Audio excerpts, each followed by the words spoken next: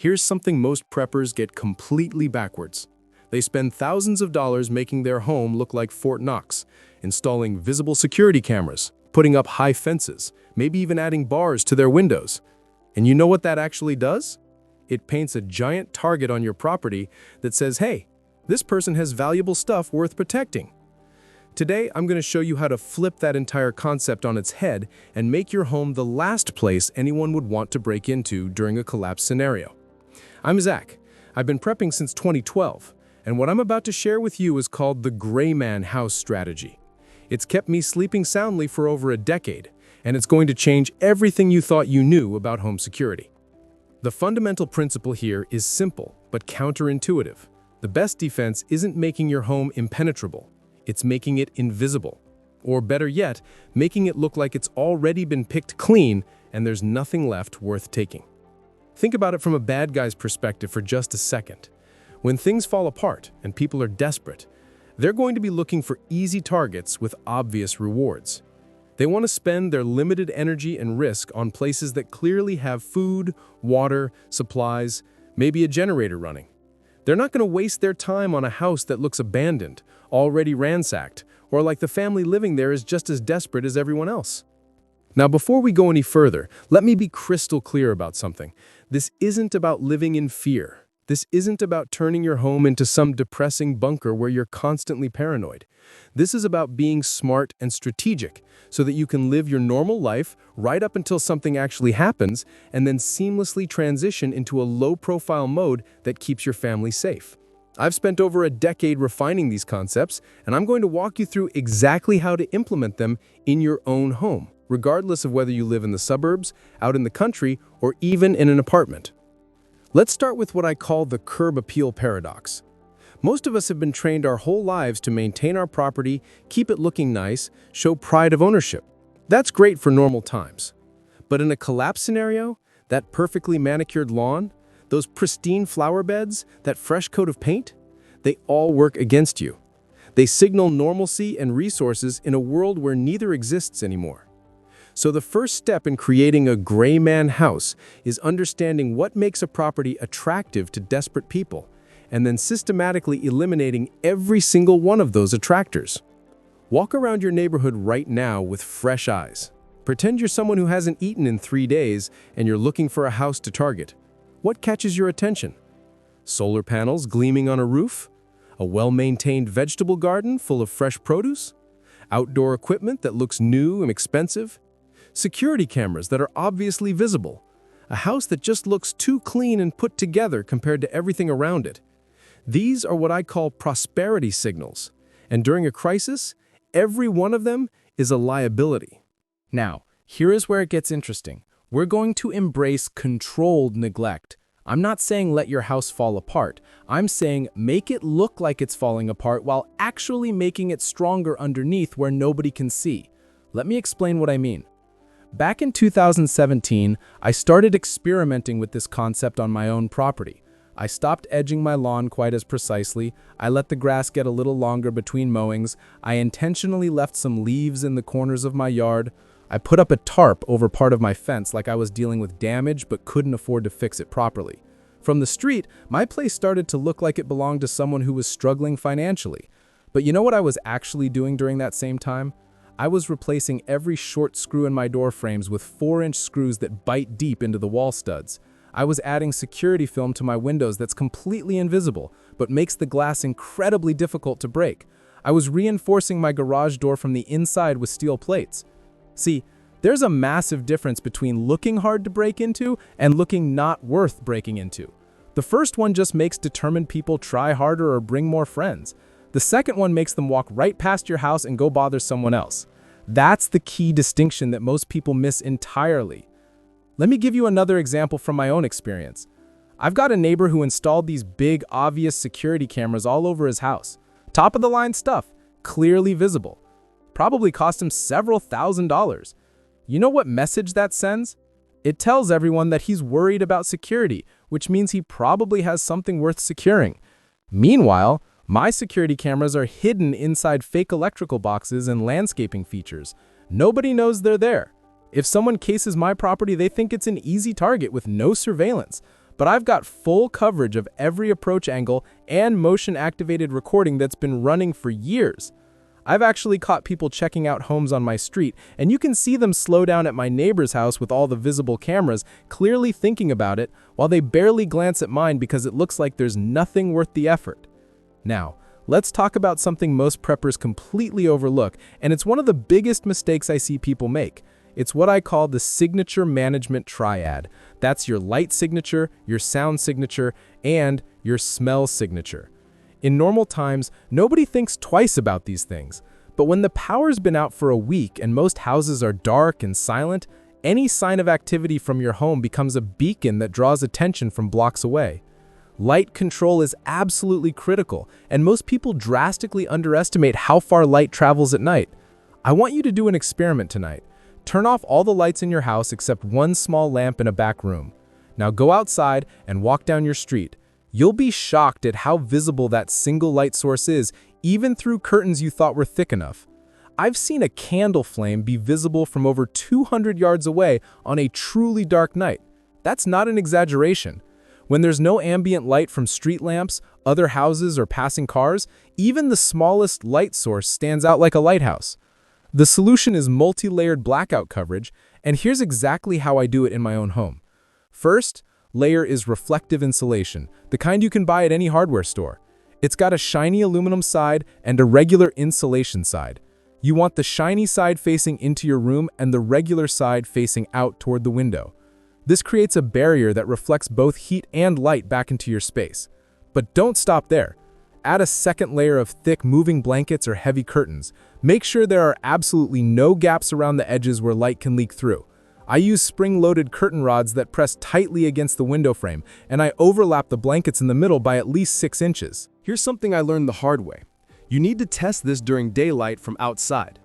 Have someone inside use a bright flashlight or lantern and move it around near the windows while you stand outside at different distances and angles. You'll probably find light leaking from places you never expected. Fix every single leak point, because even a thin line of light along the edge of a window can give you away from blocks away when everything else is dark. Sound is your next challenge, and this one requires changing your family's behavior, which is honestly harder than any physical modification to your house. When civilization's normal background noise disappears, every sound you make carries incredibly far. No more traffic rumble, no more air conditioners humming, no more neighbors mowing lawns or playing music. Suddenly, every footstep, every conversation, every dish that clinks in the sink becomes audible to people passing by your house. I started training my family on this years ago by implementing what we call quiet hours. Every Sunday evening from dinner until bedtime, we practice moving silently through the house and speaking only in low voices. At first, the kids thought it was stupid, but I turned it into a game. Anyone who makes unnecessary noise has to put $1 in a jar, and at the end of the month, whoever has the least money in the jar gets to choose our next family activity. It's been running for 3 years now, and my kids can move through our house like ghosts when they need to. That's a skill that could literally save their lives someday. Beyond behavior, there are physical modifications you can make. Foam weather stripping around doors dampens sound significantly.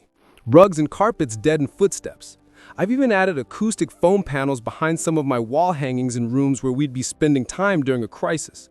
Nobody knows they're there, but they absorb sound remarkably well. The key is that these modifications need to be in place before you need them, because trying to suddenly change how your family behaves during an actual crisis is nearly impossible. Now let's talk about smell, because this is the one that catches people completely off guard every single time. You're cooking dinner, maybe some beans and rice, maybe some canned stew, nothing fancy, but when everyone around you is hungry and hasn't had a hot meal in days, that smell travels incredibly far and becomes like a dinner bell announcing, "Here's food, come and get it." I learned this during a week-long power outage back in 2019. We were cooking on our camp stove in the kitchen, windows closed, exhaust fan running. Within 20 minutes, I had neighbors I barely knew knocking on the door asking if we had extra food. These were decent people in a relatively minor emergency, and they were still drawn to our house by the smell of cooking. In a real collapse scenario, you've got to assume that same smell would draw much more dangerous people.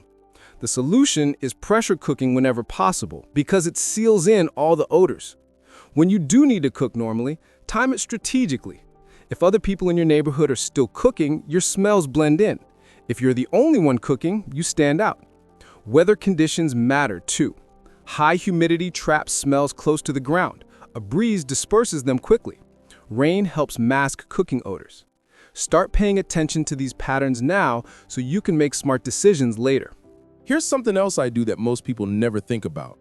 I keep a variety of scent masking options ready to go. Dryer sheets can help mask food odors if you're cooking inside and need to move through the house. Coffee grounds being heated on a burner create a strong smell that can mask other cooking odors. It might even signal to outsiders that you're down to your last supplies, since you're burning coffee instead of drinking it. Pine-scented cleaning products can suggest you're trying to clean and sanitize rather than cooking and eating. These are small details, but small details add up to either staying hidden or being discovered. Now, I want to share something with you that's been a game changer for a lot of people in our community. I know we've been talking about some pretty heavy stuff, and the reality is that getting properly prepared can feel overwhelming, especially if you're just starting out. You're thinking about security, food storage, water, power, and it all adds up quickly, both in terms of money and complexity. So I put together something specifically to help with one of the biggest challenges people face, which is food security. It's a completely free guide that shows you how to turn just $50 into a 90-day food supply for your family.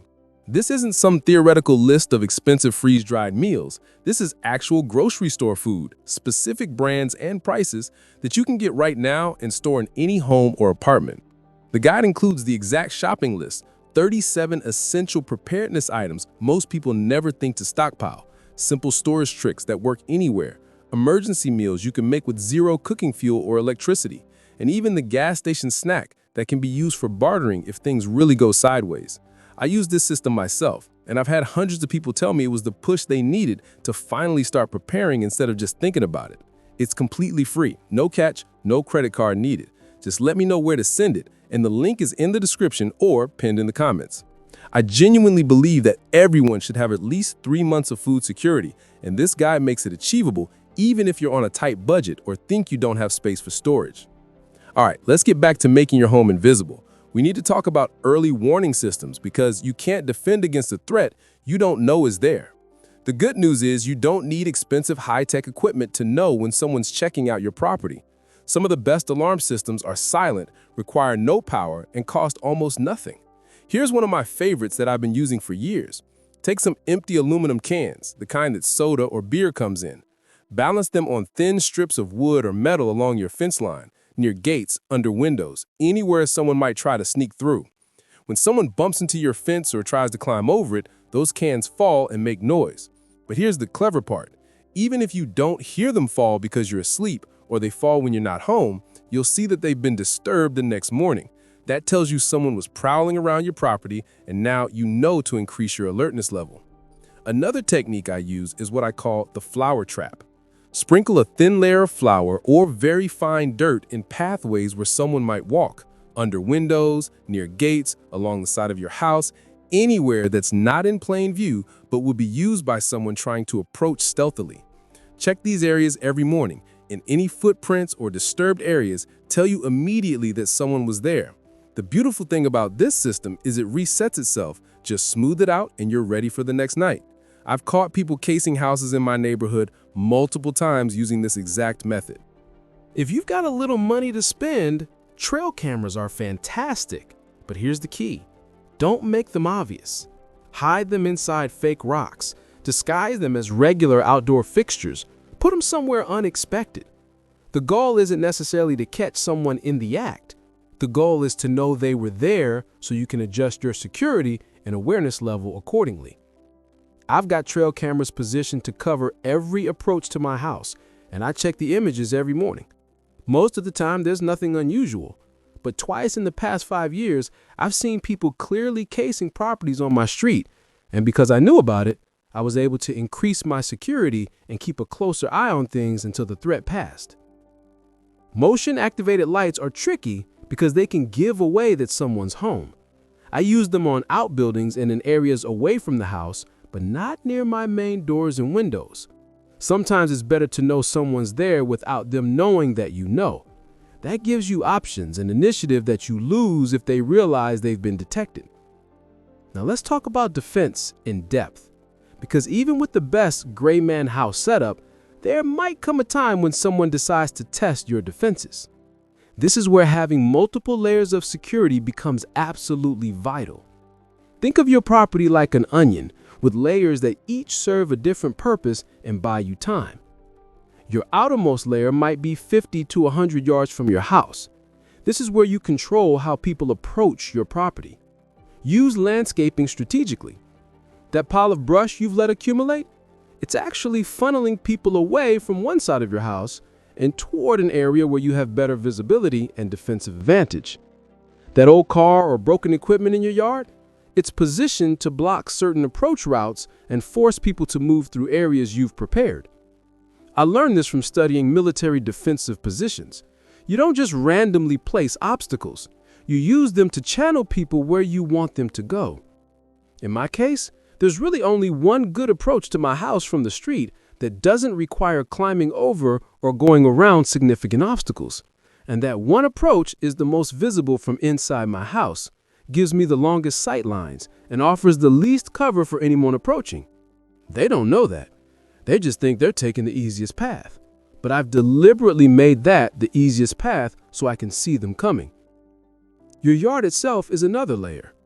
Clear lines of sight are important here, but you also want to eliminate places where someone can hide and plan their next move. I know people who strategically plant thorny bushes under windows and along fence lines.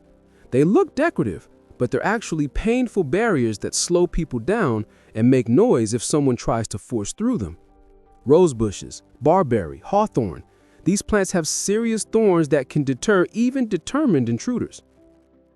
Know the distances from your windows to various points in your yard. I've actually measured and marked these distances in my head. That tree line is 75 yards. That corner of the fence is 30 yards. The mailbox is 40 yards. Why does this matter? Because if you need to use a weapon for defense, knowing whether something is 20 yards away or 50 yards away is the difference between effective defense and wasting ammunition or missing entirely. I practice these distances regularly at the range, so the knowledge is automatic. Your house itself is the next layer, and this goes back to all those hidden reinforcements we talked about earlier. Every entry point should be hardened in ways that aren't visible from outside. Door frames with 4-inch screws going into wall studs, security film on windows, reinforced strike plates on doors, improved locks, especially on sliding doors, which are notoriously weak. The goal is to make your house significantly harder to break into than it appears to be, buying you precious time if someone does try to force entry. I want to emphasize something here. Time is your most valuable defensive resource. Every minute someone spends trying to get into your house is another minute for you to prepare, to get your family to safety, to call for help if that's still an option, or to set up a defensive position if it's not.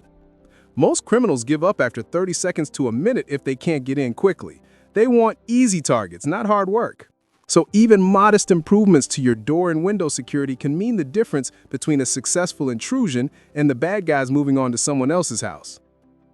Your final defensive layer is what we call a safe room or hardened position. This is usually an interior room, ideally on an upper floor if you have one, that you've reinforced and stocked with supplies. This room should have a solid door, preferably solid core or even steel if you can manage it. It should have a reliable lock that can't be easily kicked in. And it should contain everything your family needs to survive for at least 3 days without leaving that room. I'm talking about water, at least a gallon per person per day, food that doesn't need cooking or refrigeration, a bucket with a lid that can serve as an emergency toilet because dignity goes out the window when safety's on the line, a way to communicate with the outside world, whether that's a cell phone with a backup battery pack, a radio, or some other method. First aid supplies, including any prescription medications your family needs. Flashlights with extra batteries. And yes, weapons if you're trained and comfortable with them. This safe room serves 2 purposes. If intruders get into your house, it's where your family retreats to wait them out or wait for help. But it's also your command center for monitoring what's happening in the rest of your house and on your property. I've got a small monitor in mind that shows feeds from my security cameras, so even if I'm locked in that room, I can see what's happening and make informed decisions about what to do next. But here's something crucial that a lot of people miss. Sometimes the best defense isn't fighting at all. Sometimes it's disappearing completely until the threat passes. This is where having multiple hiding spots and escape routes becomes a literal lifesaver. Inside your house, you should have at least 2 or 3 places where your family can hide that aren't obvious to someone doing a quick search. A reinforced closet with ventilation, the space under the stairs if it's large enough, a crawl space that's been made somewhat comfortable. These hiding spots need to be stocked with basics: water, some food, a way to communicate quietly, something to use as a toilet if you're there for hours, and quiet activities for kids so they don't get restless and make noise. The key to good hiding spots is that you can hear what's happening in the rest of your house without being detected. You need to be able to tell the difference between someone just grabbing obvious valuables and leaving versus someone conducting a methodical search because they believe people are still in the house. That knowledge determines whether you stay hidden or whether you need to move to your escape route. Because hiding inside isn't always the answer. Sometimes, especially if someone's setting fire to your house or if an organized group is doing a thorough search, getting out completely is the safer option.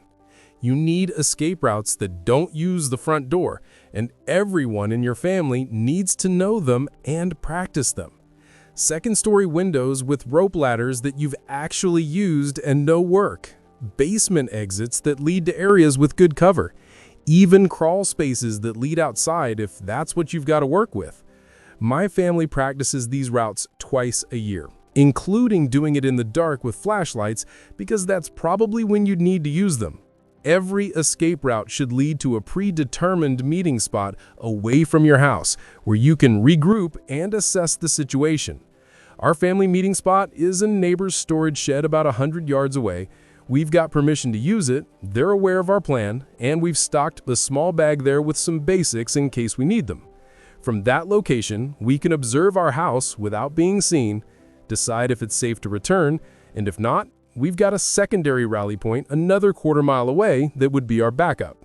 And here's something I need to say clearly because it's important. Your house and your stuff can be replaced, but your family cannot. Never risk lives for possessions, no matter how much time and money you've invested in your preparations. I know people who've spent years building up supplies, and I understand the emotional attachment to that investment. But in a life or death situation, things are just things. You can rebuild if you're alive. You can't come back from dead. Let me shift gears and talk about something that doesn't get nearly enough attention in preparedness circles. How do you stay healthy and sane when you're under stress for weeks or months at a time? Because your body and mind aren't designed to be in constant alert mode. And if you don't actively work to maintain some sense of normalcy, people start making dangerous mistakes. From a medical standpoint, in a collapse situation, a simple cut or infection can become life-threatening if you can't get proper medical care.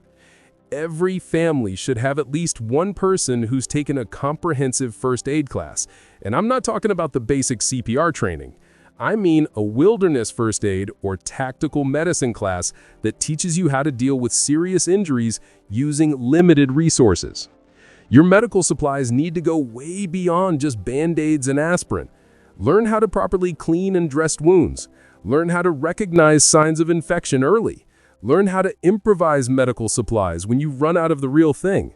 For example, clean tampons can be used to pack wounds effectively. Sanitary pads make excellent large bandages. Honey has genuine antibacterial properties and has been used medicinally for thousands of years. Sugar can be used to treat wounds in some situations. Duct tape can hold wound edges together in a pinch. These aren't ideal solutions, but they're better than nothing, and knowing them can save lives. Mental health is just as critical as physical health, and it's even more overlooked. Extended high-stress situations break people down psychologically. Kids especially might not understand what's happening and can become terrified or traumatized. Adults can become depressed, paranoid, or make irrational decisions based on fear. The solution is maintaining routine as much as possible, even when everything else has changed. Simple things like reading a story together by candlelight, Playing quiet card games or having a set bedtime can help everyone feel more normal and less scared. If you have young children, explain the situation in age-appropriate ways and give them small jobs to do. Kids need to feel useful and that they're contributing. It helps them process the situation and feel less helpless. Adults need this too.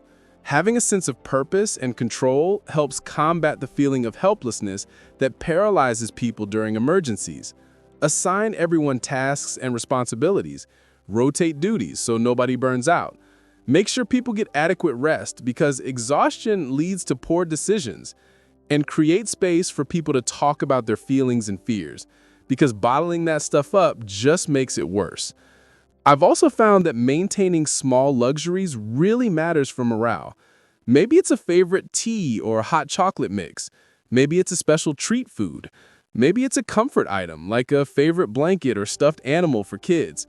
These things don't take up much space or cost much money, but they provide psychological comfort that's valuable out of proportion to their physical worth. Now, let's talk about sustainability, because most people prepare thinking emergencies will last a few days or maybe a week, but real societal breakdown can go on for months or even years. This means you need to think beyond just having supplies stored. You need to think about what happens when those supplies run out.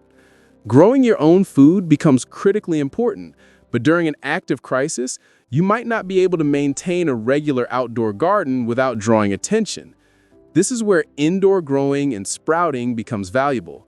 You can grow sprouts from beans and seeds using nothing but water and a jar sitting on your kitchen counter. They provide fresh vitamins and nutrients you can't get from canned goods. Small herbs like basil, cilantro, or parsley can be grown on windowsills and add both nutrition and flavor to otherwise boring emergency food. I keep several large bags of sprouting seeds in my storage. Mung beans, alfalfa, broccoli, lentils. They store for years if kept cool and dry, and they can be transformed into fresh food with just water and a few days of time. That's sustainability that doesn't depend on the grocery store or complex infrastructure. Water is obviously critical for sustainability. While you should have water stored, you also need multiple ways to purify water from natural sources or questionable tap water. Boiling works, but it uses fuel. Water purification tablets are effective, but they eventually run out. Learning to build sand and charcoal filters can provide clean water indefinitely as long as you have a water source to work with. I've got plans and materials stored to build 3 different types of water filters, and I've actually built and tested each design to make sure I know how they work and what their limitations are. Power is another sustainability issue. Even if you have a generator, you probably don't have enough fuel to run it continuously for months. Solar panels are fantastic for sustainability, but they're also highly visible and can make you a target. My solution is smaller, portable solar setups that I can use discreetly. I've got solar panels that can be positioned in a window facing the sun without being obvious from outside. I've got solar battery banks that can charge small devices. And I've been experimenting with a bicycle generator that converts pedaling into electricity because that's sustainable and uses no fuel except calories, which I can produce from my food stores. The key to real sustainability is having multiple solutions for every critical need. Water from 3 different sources using 3 different purification methods, food from stored supplies, from growing, and from supplemental sources like fishing or foraging if that's an option in your area. Power from solar, from hand-crank generators, from batteries, from alternative sources. Never depend on a single solution for anything critical, because single points of failure will eventually fail. Look, I know this has been a lot of information, and you might be feeling overwhelmed right now thinking there's no way you can implement all of these strategies, especially if you're just getting started with emergency preparedness. So, let me give you some perspective from someone who's been doing this for over a decade. You don't have to do everything perfectly, and you don't have to do it all at once. Start with the basics. Make your house look less appealing to criminals. Stop maintaining it quite as obsessively. Let some small signs of wear show. At the same time, improve your hidden security. Replace those short screws in your door frames. Add security film to a few key windows. Build some quiet habits with your family by having occasional quiet hours. Each small step you take makes you safer and more prepared than probably 90% of people around you. Even just doing the basic light, sound, and smell control we talked about puts you ahead of almost everyone who thinks preparedness just means buying a bunch of gear and calling it good. The gray man house strategy isn't about becoming paranoid or turning your house into a bunker that makes your neighbors think you've lost your mind. It's about being smart and strategic. It's understanding that the best fight is the one you never have to have. When bad guys look at your house and decide it's not worth the trouble, you've already won without firing a shot, without putting anyone at risk, without property damage. That's a complete victory. And remember that preparation is a journey, not a destination. You're never done. You keep learning, keep improving, keep adapting as your situation changes and as you learn more about what works and what doesn't. Connect with other like-minded people in your community if you can do so safely, because there's strength in numbers, and you can't do everything alone no matter how prepared you think you are. Most importantly, don't let fear control your life or make decisions for you. The whole point of preparation is to give you peace of mind and the confidence that you can handle whatever comes your way, not to make you constantly worried about every possible threat. Live your life, enjoy your family, pursue your dreams. Just do it all with the quiet confidence that comes from being prepared. Before we wrap up, I want to remind you about that free guide I mentioned earlier. If you haven't grabbed it yet, it's called the $50 90-Day Food Supply Guide, and it's gotten incredible feedback from people who said it finally got them started with food storage when nothing else worked. It's completely free, the link is in the description or pinned in the comments, and I genuinely think everyone watching this should have it, because food security is foundational to every other aspect of preparedness. You can't focus on security or safety if you're worried about where your next meal is coming from. If this video helped you think about home security in a completely new way, do me a favor and hit that like button, because it tells YouTube to share this with more people who need to see it. Subscribe if you want more practical preparedness content that actually makes sense for real people in the real world, not some fantasy doomsday scenario. And share this with someone who needs to see it, whether that's a family member, a friend, or a neighbor. Let me know in the comments what your biggest home security concern is, or what strategy from today's video you're planning to implement first. I read every comment, and I often make videos based on questions and topics you guys bring up. Stay safe, stay smart, and remember, the best prepared person is the one nobody knows is prepared. I'll see you in the next one.